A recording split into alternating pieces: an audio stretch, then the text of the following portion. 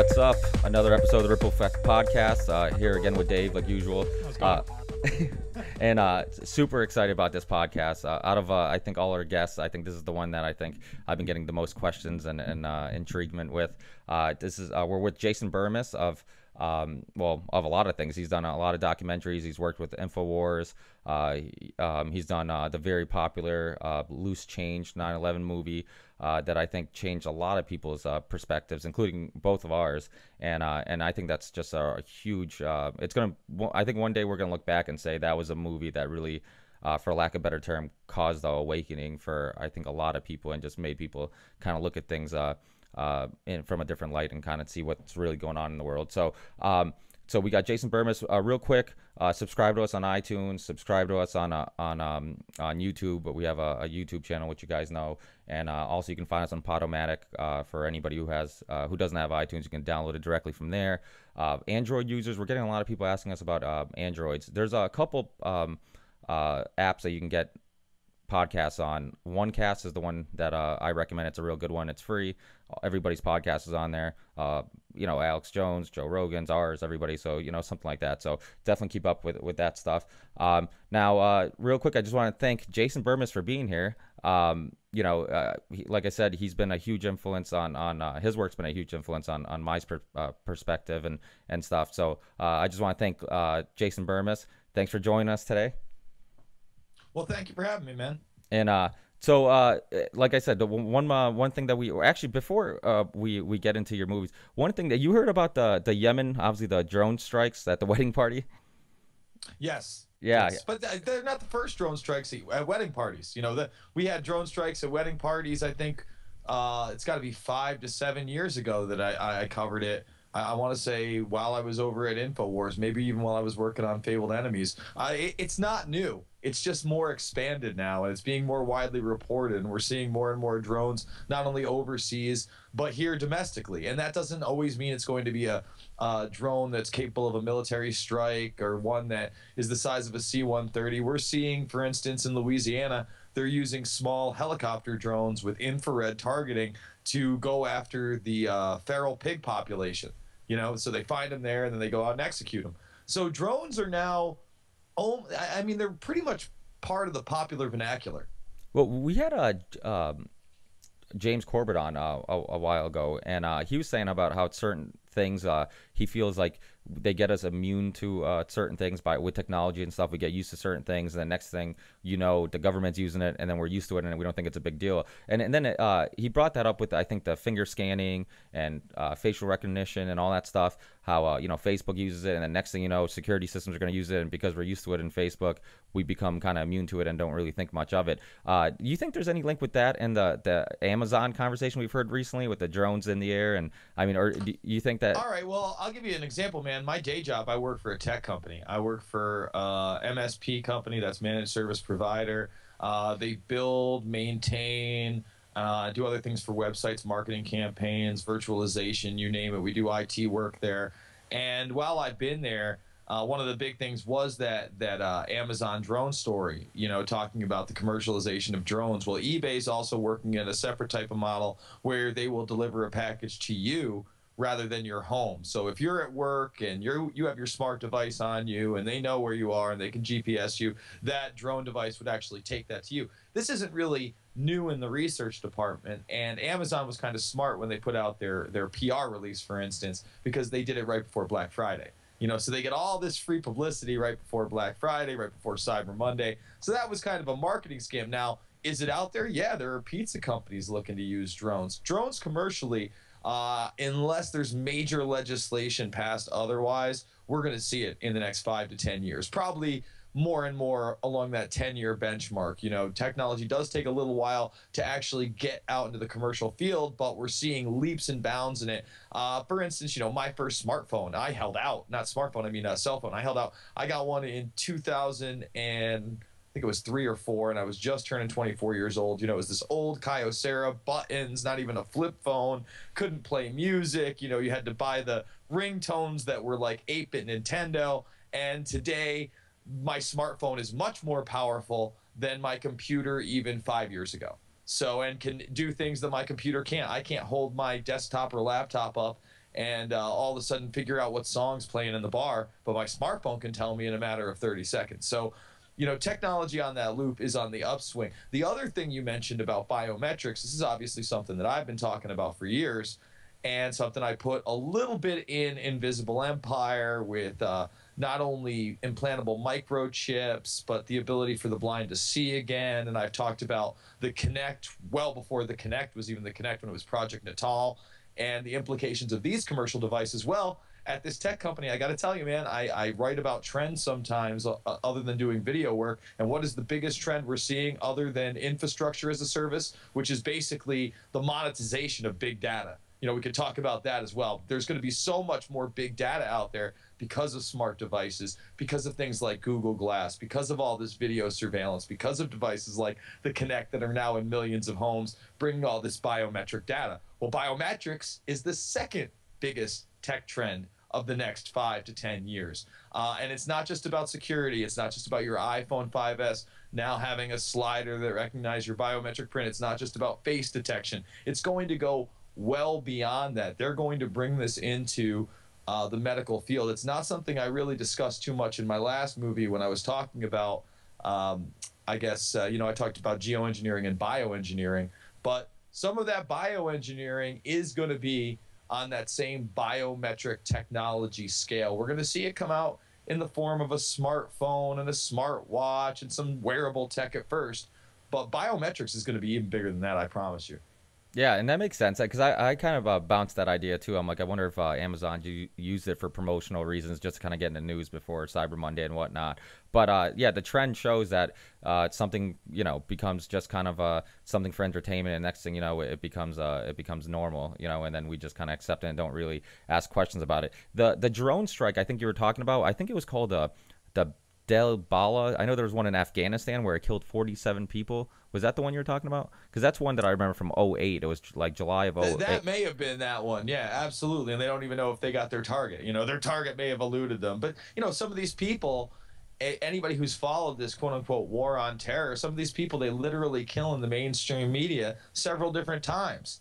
And then you have other people that for some reason or another are still spouting the same nonsense on television that were bin Laden's #2 guy, and for some reason we never get that guy, you know. And it's the same, I can't remember what his name is off the top of my head, and it's killing me, but it's the same guy that Sibel Edmonds says that was turned in 1999 by the CIA and the Taliban in order to cause disruption. It kills me. It's the guy they use on South Park all the time. I don't know why I can't remember his name at the moment, but when you talk about drone strikes in the idea of the Middle East, when most people that listen to this podcast, it's so far away from their everyday life, they have been desensitized to it, you know, kind of like you talked about with Corbett. And the bottom line is, until it starts to come here, and by then it would be too late, in my humble opinion, they are not really going to care. We've already killed millions of people over the past 10 years with drone strike. Millions of people. We can't even really count the numbers. I can assure you that the actual numbers of deaths in Afghanistan and Iraq are much higher than we have been told. Yeah. Okay. Well, yeah. I'm sorry. You know, keep.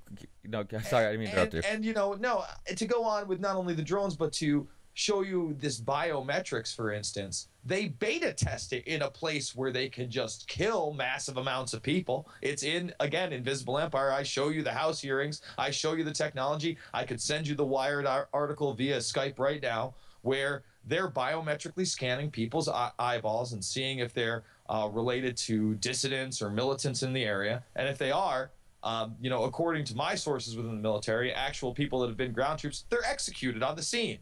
Okay, there is no trial for these people. They are killed right there. And if not, they're let go. Well, now that same biometric technology is coming to India in a big way, and over 500 million people have already been scanned with it. Okay, that's a massive number. That's 500 million people, a large populace that is no longer third world, but second world and an emerging economy. So the surveillance possibilities alone of a corrupt government with your biometric data are staggering. And I hope that we have not been desensitized to the point that we are going to voluntarily give up this information. But I got news for you. Many of us already have. You got your iPhone 5S, you already gave up your thumbprint or whatever you're using.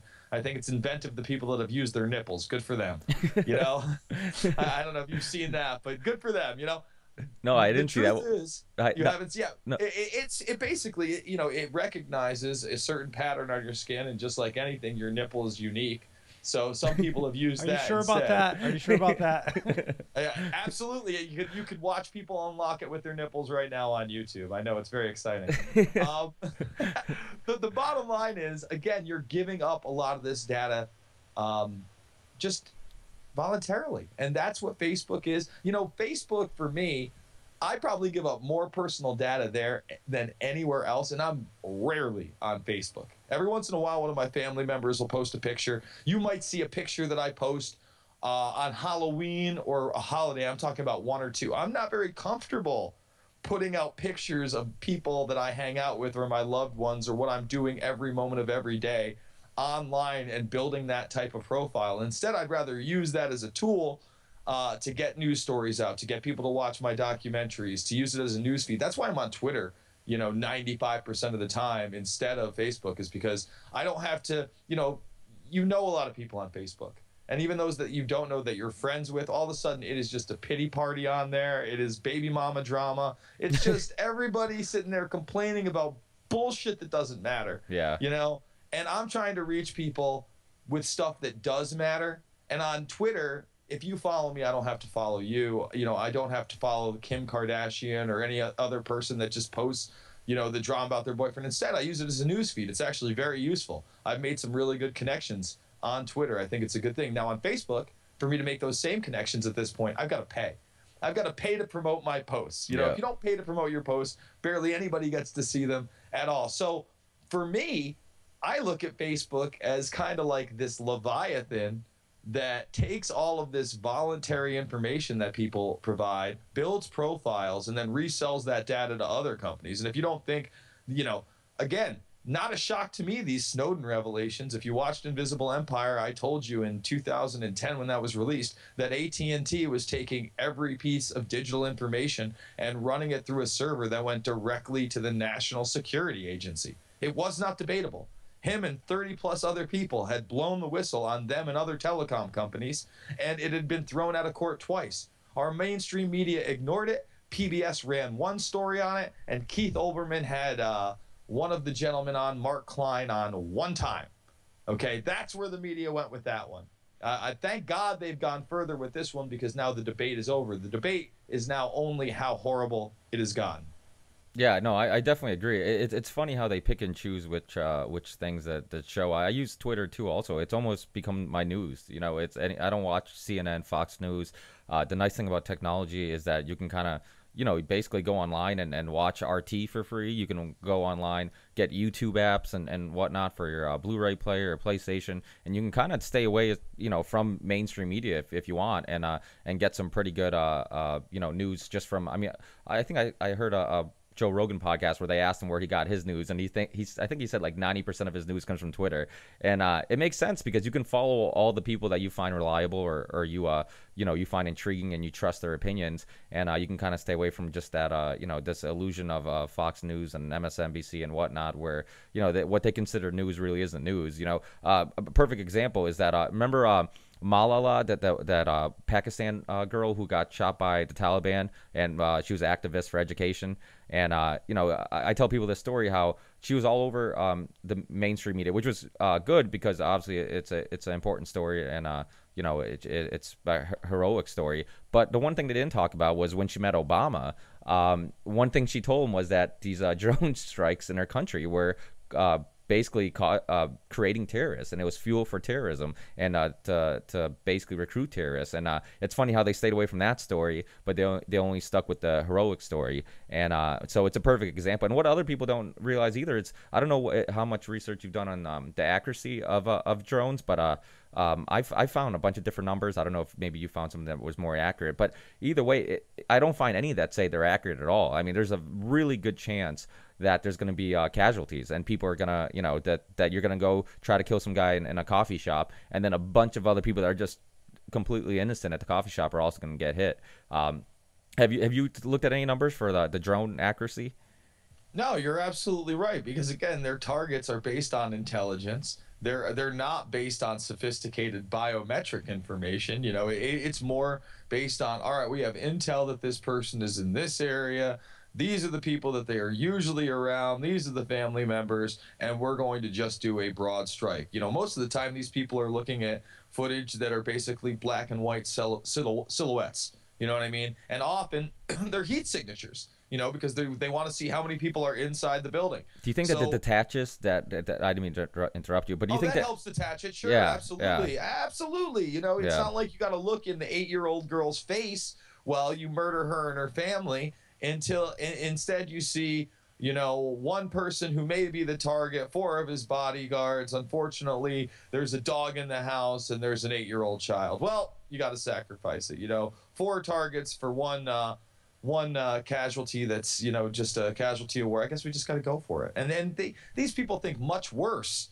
Let's be honest, and that's why, to me, we have to be so careful because we act like it doesn't matter here, and human lives are being taken every single day, and we have elevated ourselves above these human lives as if they are somehow less important because of the color of their skin, because of the religion that they believe in, which is, to me, just it's reprehensible. And it's one of those things where we are so apathetic to some of the biggest issues that are going on in this world that continue to go on.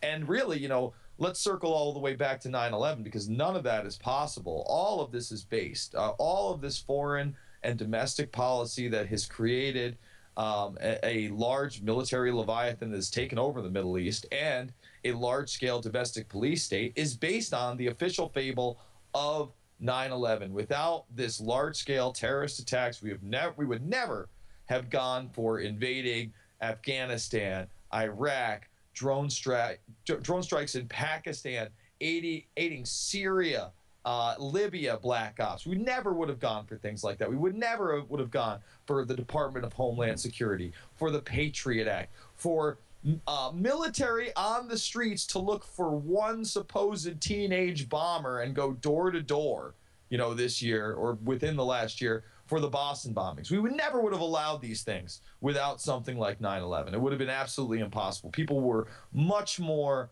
awake to government tyranny before that in that sense. But now you've fooled a large scale of the people into thinking the government is here to save us.